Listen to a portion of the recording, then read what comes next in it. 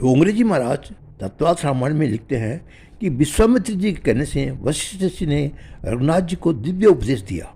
उसको महात्मा योग वशिष्ठ कहते हैं। योग वशिष्ठ महारामायण ये एक स्वतंत्र ग्रंथ है, ज्ञान प्रदान ग्रंथ है। ये ग्रंथ बहुत बड़ा है, समस्त ग्रंथ पढ़ने समझने में बहुत कठिन है, परंतु तुम्हें ये भी अनुकूलता मिले तब उसका पहला प्रकरण अवश्य पढ़ ले। योग वशिष्ठ में पहला वैराग्य प्रकरण है। ये प्रकरण विशेष पढ़ने योग्य है। ये जगत क्या है, ये शरीर क्या है, जगत में संबंध क्या है, ये समस्त बात बहुत विस्तार से बताई है। इसे पढ़ने से वैराग्य होता है। संसार में समस्त सुख तुच्छ लगते हैं। संसार के सुख तुच्छ लगे, वहीं से भक्ति का प्रारंभ होता है, वहीं से जीव प्रभु के मार्ग में आता है। संसार का सुख जिसको मीठा लगता है वो भक्ति बराबर करता नहीं। ज्ञानी महापुरुष गीता जी और योग वशिष्ठ इन दोनों का ज्ञान के लिए ही उत्तम ग्रंथ मानते हैं। गीता जी में नारायण नर को उपदेश देते हैं, वहाँ योग वशिष्ठ में प्रभु ने लीला की है कि नर नारायण को बोध देता है।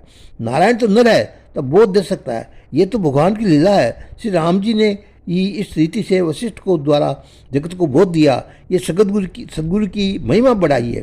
सदगुरु के हृदय में हमेशा परमात्मा विराज रहते हैं। सदगुरु जो बोलते हैं वो परमात्मा बोलते हैं, सदगुरु ही परमात्मा है। सदगुरु तत्व और ईश्वर तत्व एक है। विश्वामित्र ऋषि की आज्ञा से दशरथ महाराज ने रामचंद्र जी को दरबार में बुलाया। राम जी दरबार में पधारे। राम जी ने सबको वंदन किया, हाथ जोड़ कर खड़े रहे। विश्वामित्र जी राम जी से कहा, कोई चिंता आपको इतना क्लेश दे रही है, क्या कारण है? राम जी ने कहा, गुरुदेव मैं अध्ययन किया, तीर्थ यात्रा की, मैं बहुत घूमा, मैंने सब कुछ देखा, परंतु इस पर विचार करता हूँ तो निर्णय पर आता हूँ कि जो वह दिखता है वह सब मिथ्या है, दुख रूप है। ये सब को छोड़कर मैं जाना चाहता हूँ। मुझे सर्वस्व त्याग करना चाहिए। मुझे इस राजमहल में जीवन इच्छा नहीं लगती। ये क्षुद्र जीवन है। ये पशु पक्षी और जो सुख भोगते हैं उस सुख में ही मेरा जीवन पूरा हो तो मुझ में और पशु में क्या अंतर है? मुझे तो नित्य अविनाशी आनंद को जानना है। ये नित्य क्षण भंगुर है। लोग मरने के लिए जन्म लेते हैं और जन्म लेने के लिए ही मरते हैं। संसार सुख अनित्य है, भोग अस्थिर है, आपदा रूप है। ये सब दृश्य पदार्थ होती है। आत्मा ही सत्य है। जो खोटा है वह खोटा ही है। माया है, प्रपंच है। प्रपंच के साथ सत्य का कोई संबंध नहीं है। मैं आत्मस्वरूप, सत्य स्वरूप, आनंद स्वरूप, फिर भी इस दुख रूप असत्य संसार को साथ मेरा संबंध बंध गया है। धन नष्ट होने पर भी, दरिद्र होने के बाद कोई धनवान मनुष्य स्वयं की भविष्य की दशा संभालने में चिंतित रहे, उसी प्रकार मैं भी परमानंद से भटक कर इस संसार की क्षति अति दुखमय खटपट में पड़ा हुआ हूँ और उसी से चिंतित रहता हूँ। मनुष्य अज्ञान में डूबा हुआ है। मोह के कारण उसकी विचार शक्ति मंद पड़ गई है, अपने स्वभाव को भूला हुआ है। संसार के सुंदर लगने वाले अनेक विषय इसके विवेक को चुरा लेने को लगे हुए हैं। मनुष्य विवेक खो बैठा है। वह विषयों के पीछे दौड़ता है और इससे दुखी होता है। जिसने तत्व को जाना है, जिसको ब्रह्म ज्ञान प्राप्त होता है, ऐसा ज्ञानी महापुरुष ही इन विषयों का विकारों को मार सकने में समर्थ है। अन्य समस्त जीव माया में फंसे हुए अज्ञान में डूबे हुए रहते हैं।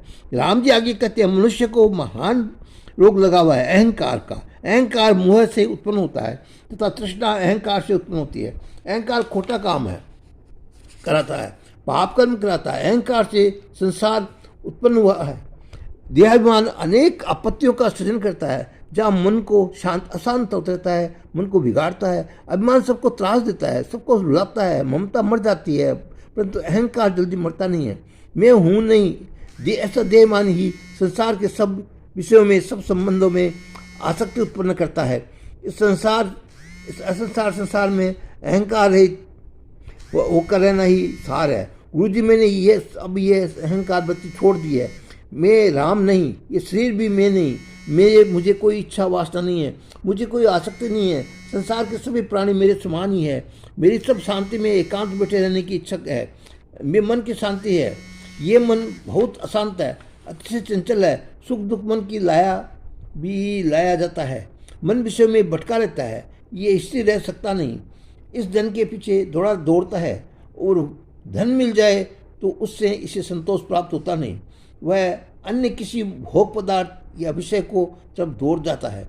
मन कूद फांद करता रहता है। इस प्रकार चारों तरफ दौड़ा करता है। मन को तनिक भी शांति नहीं। मन अनेक तरंगे लिया करता है। मन मोह प्राप्त करता है, क्रोध करता है, लोभ करता है, कामना करता है, आसक्ति करता है, द्वेष करता है और अनेक प्रकार की चिंताएं करता है। वह क्षण में सुख पाता है, क्षण में दुखी हो जाता है। इस मन को वश में रखना बहुत कठिन है, असंभव जैसा है। जिस प्रकार पक्षी मांस के ऊपर झपट्टा मारता है, उसी प्रकार चित्त विषयों के ऊपर झपट्टा मारता है।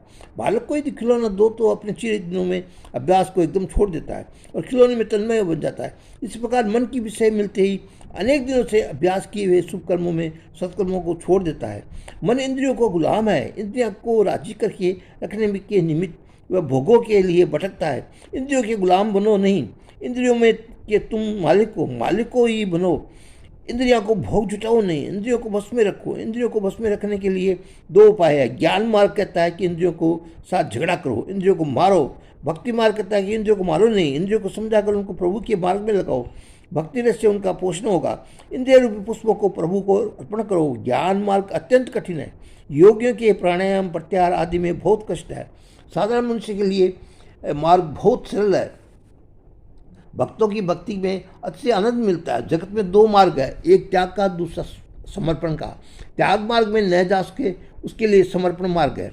मन ही जीव को बंधन में बांधता है। मनुष्य की मुक्ति के लिए इच्छा होने पर भी मन उसे साधन करने देता नहीं है। मनुष्य मन का कैदी बन गया है। इन मन रूपी शत्रु को जीतने के लिए महापुरुषों ने सम दम आदि जो साधन बताए हैं उनको करने की बहुत आवश्यकता है। चित्त हो तो ये संसार है। इस संसार को मन की कल्पना से ही उपजाया है। मन को कोई आकार नहीं है। मन स्वयं कल्पित है, असत्य है। ये कल्पित मन की कल्पना से उत्पन्न हुआ संसार भी कल्पित और मिथ्या है। 84 लाख योनियों के चक्कर में पड़ने का ही नाम ही संसार है। चित्त का लय हो जाने तो संसार का लय हो जाता है, मुक्ति मिल जाती है। इसलिए मन को मारने में उद्योग करता हूँ। इस मन की तृष्णा बहुत भयंकर होती है और विषय विवेक को ज्ञान लग देती है। तृष्णा मोह रूपी आवरण खड़ा कर देती है।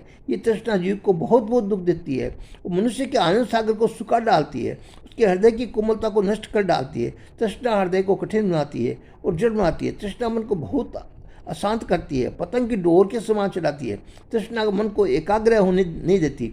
विवेक वैराग्य प्राप्त करने के उत्साह को नष्ट करती है। तृष्णा ठगनी है, मनुष्य को ये ठगी है। तृष्णा मनुष्य को दुख देती है, व्याधि और उपाधि देती है। इसके उपरांत भी में सुख देती है, ऐसा बताती है। मनुष्य की बुद्धि तृष्णा रूपी जाल में फंस गई है और इस कारण से वह मुझ चरणों में पहुंचने में असक्त है। तृष्णा अमंगलकारी है, अतिशय भयंकर है और काली राक्षसनी है। मनुष्य का हृदय फाड़ कर खा जाती है, उसके ज्ञान से विनाश करती है, उसके आनंद को उखाड़ कर फेंक देती है। तृष्णा मनुष्य को शोकग्रस्त भयग्रस्त बनाती है। तृष्णा पल भर में मनुष्य को समझदारी से उखाड़ फेंकती है, मनुष्य भी पथभ्रष्ट कर देती है। तृष्णा उत्तम मनुष्य भी तिनके के समान हल्का कर डालती है। तृष्णा एक स्थान पर स्थिर रहती नहीं है और कभी तृप्त होती नहीं है। मनुष्य को अवस्था जैसे जैसे बढ़ होती है वैसे वैसे उसकी तृष्णा बहुत विवाह बनती है। मनुष्य ऐसा समझता है कि भोग भोगने में से मन शांत होगा, तृष्णा तृप्त हो जाएगी, पर भोग भोगने के पश्चात उसकी समझ में आता है कि शांति मिली नहीं। भोग भोगने से मन शांत होगा, ये केवल भ्रम है। भोग भोगने से वासना बढ़ती है, इंद्रियां शांत होती नहीं है। इंद्रियां क्षणिक सुख देती है, पीछे दुख में धकेल देती है। इंद्रियां नित्य नया नया विषय मांगती है। जीभ रस स्वाद तरफ खींचती है, आँख रूप सुख चाहती है, त्वचा स्पर्श सुख चाहती है। कहीं शांति नहीं, कहीं तृप्ति नहीं। डोंगरे जी महाराज कहते हैं इस समय में आपको आगे कथा सुनाऊं, तब तक लिए जय सिया राम।